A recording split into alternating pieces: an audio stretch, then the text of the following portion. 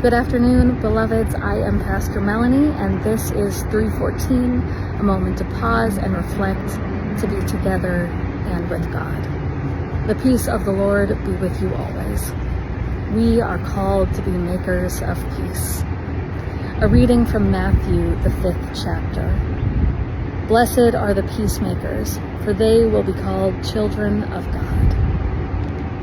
Coming up on Friday, this coming Friday, June 5th, is the National Gun Violence Awareness Day.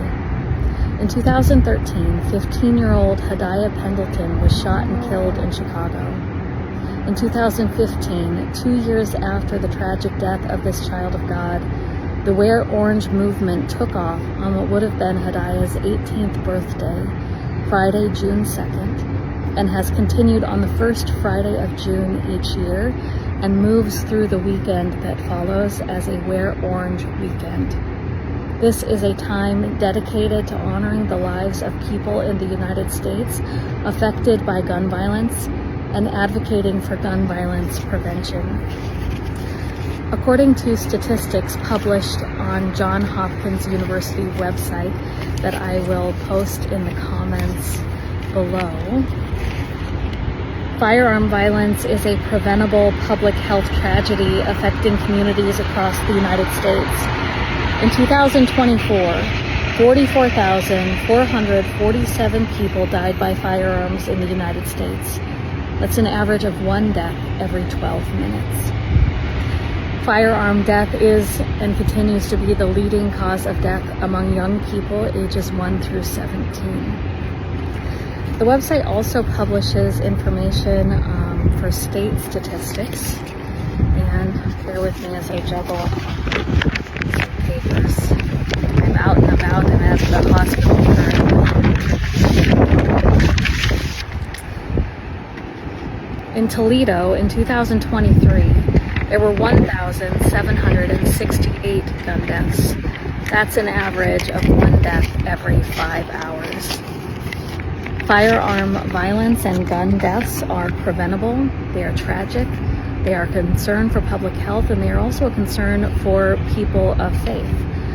As we, people of faith, are called to be makers of peace, to care about the wellness and wholeness of all people, and to work for justice for all people and for all the world.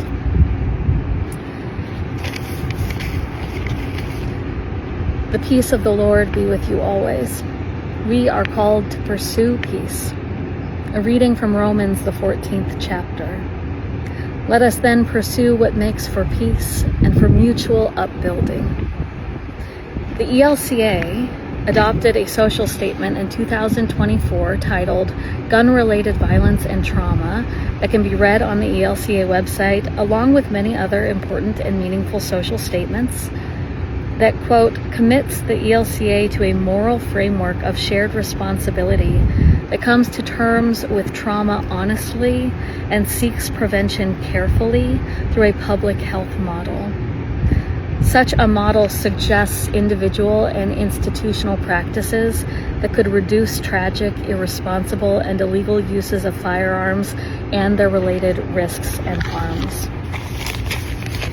Excuse me again as I juggle.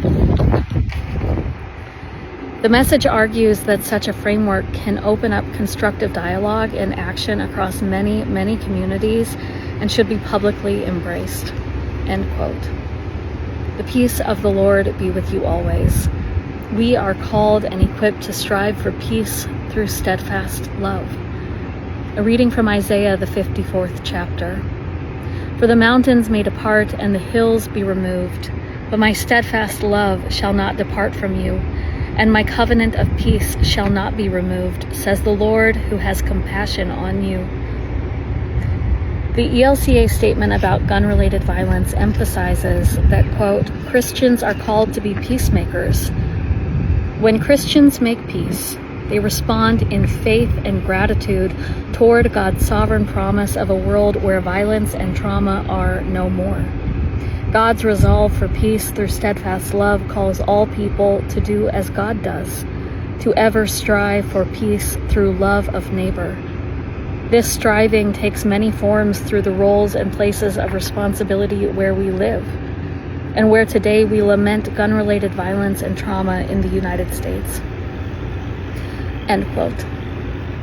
And I will link the statement and the different statistic links from Johns Hopkins University in the comments.